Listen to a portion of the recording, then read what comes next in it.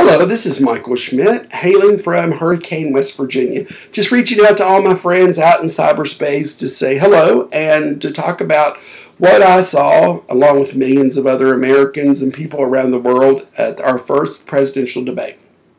Number one, thank you, Mr. President.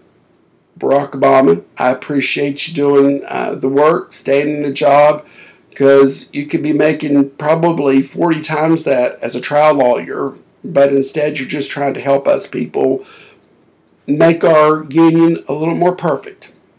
Keep up the good work. And we saw Mitt Romney.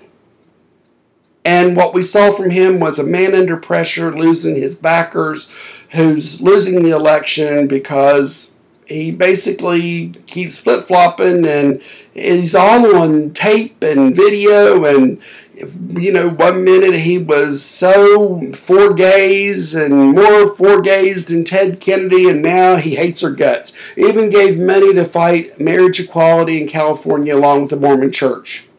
Don't feel bad. So did the Catholic Church. But what the churches are doing with the parishioners' donations are not what the parishioners believe. Just as we saw at the Pride Festival in Salt Lake City, Utah, many Mormons came out and supported the people and even marched in the Pride Parade there. Thank you for being fair. What we saw was a schoolyard bully. And it's a shame. You know, you were born to money. You have hundreds of millions of dollars in the Cayman Islands. You have money in Swiss bank accounts. And of course, everybody knows that the Swiss banks will not tell you under any reason what is in an account. It's part of their secrecy and why so many people had their money in Swiss banks. But you were very ugly, very nasty. And that little hidden video of you bashing 47% of America was quite something. I kept thinking that those $50,000 a plate meals to raise money for you, Mitt, those people that were serving you, they probably worked 2 jobs. And they didn't get paid hardly squat, because I'm sure anybody who works in food service knows the worst tipper is a Republican. Cheap, cheap, cheap. Except on the taxpayer's nickel. But imagine them listening to you bashing the 47%. So today, to make it simple for America, I'm going to diagnose your condition. It's called the Mitt Romney toilet paper syndrome.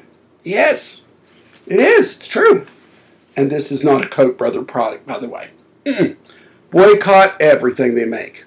I wish I could even determine if their gas was in my pump and I wouldn't buy it.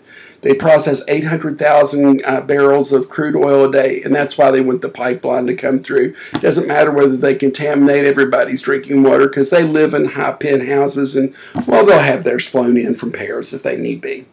You know, that's a problem for the poor people. So, here's my toilet paper. And I'm going to explain, America, your position in Mitt Romney's eyes. Seniors who dared to want to have their Medicare and to draw their Social Security because you paid into it all your work life and your employer matched it. And so they keep calling it entitlement.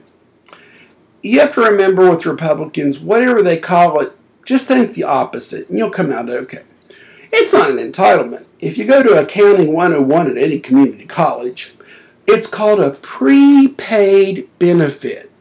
And it's called a prepaid benefit because until you use it, like this toilet paper, and it's gone, it's prepaid. It's waiting for you to get it. Number 2, the veterans. George Bush started all these wars. The Republican-controlled House and Senate said, go get them, let's go to war, find them weapons of mass destruction. And Dick Cheney said, oh God, my friends with Halliburton, get in there and charge us 10 times what it cost.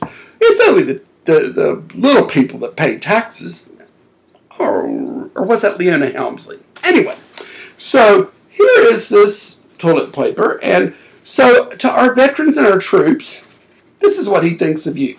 You're a piece of toilet paper. And when they've used you up, and you come home missing legs, arms, eyes, ears, practically everything, how dare you expect the rich people to pay taxes to take care of you? Because, you know, why would they send one of their kids? Why would Mitt Romney go to war?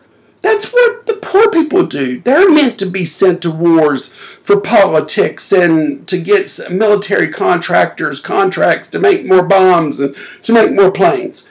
So they should just be used up like toilet paper and wadded up, wipe my butt, flush. Yeah, that's simple. And let's talk about this healthcare in the ER, Mitt. I've been working in healthcare for 28 years. And here's the thing about the ER. Go to the ER, and you're going to have to go to a not-profit one because Mr. Perry down in Florida, what he doesn't like to talk about his fabulous HCA, which got prosecuted for the biggest Medicare billing fraud in history and had to pay huge monumental fines. What he doesn't like to talk about them is if you go in their ER, and they're going to say, okay, what's your insurance? If you say you don't have any, they're going to say, well, we'll need $500 down today. Or you can go up the street to Mercy, and they're a not-for-profit, and they'll let you make payments. And I'm sure Mr. Perry will pop up somewhere in the news when he sees this, if he ever does, and he'll say, oh, it's not true. I assure you, HCA is no longer in West Virginia because of one hospital where they didn't even credential a surgeon, and he butchered people so bad that some of them committed suicide. The biggest settlement in the history of healthcare hospitals, HCA, used to be HCA Columbia, and now we don't have them anymore. Praise God. Good riddance. I'm sorry, Florida. I apologize for you. Good people work there. But it's really an evil administration. Healthcare is a right. And no child, Jesus said, what you do to the least of these, you do unto me. The 10 Commandments said, thou shalt not lie. But yet, you made that little dig at the president about, let's see, what was it? Oh, yeah. Solyndra, which didn't happen to work out, and there was a lot of factors about that, mostly the China. But you didn't bother to talk about how you invested all that money in the Chinese oil company. You didn't bother to talk about all the money you've got hid away, hundreds of millions in the Caymans. You didn't bother to talk about all that money you've got hid in Swiss bank accounts. You know, like the mob. Yeah. So, but when you go to the ER, just give me an education. You know, maybe not the ERs that you go because you've got all these hundreds of millions, so you probably take Ann in and you probably even have your own dedicated ER physician and they do everything for you. But the average American goes to the ER that doesn't have health insurance. They wait for hours. And then they get a prescription. You've been there for 9 hours, you got strep throat. They give you a prescription for Cipro and maybe something to stop the sinus drainage. And they just tell you, go to the local pharmacy, they'll fill it. And they go and it's $100 and they go, well, I just can't afford it. And if they can't find some place that they can get free medicine at, and by the way, there's a little problem because they're having to work 2 jobs. Just like those people who were serving you at that $50,000 a plate meal where you were talking about the 47% of America just wanting the government to support them. So, in closing, I just want to say one thing. Mitt Romney, you're a piece of scum. You're a coward and a chicken, and you're a cream puff. And when I was in school, and I had kids calling me fag, queer, and sissy, my dad taught me how to fight. And he gave me 2 rolls of quarters. And he put a roll of quarters in each hand and he said, the next time that bully calls you a sissy, you plow him right up through the nose and then follow as hard as you can into the chin. And guess what? That bully lost 2 teeth, got a broken nose, cried like a sissy. But you know what? To this day, he sees me. He leaves this queer alone. So I'm going to tell you, mister, you need to shape up, because you can pay all you want to the Mormon church or any church of your choice. And Catholics, you can send those little texts on iPhones for your forgiveness from the priest all you want to.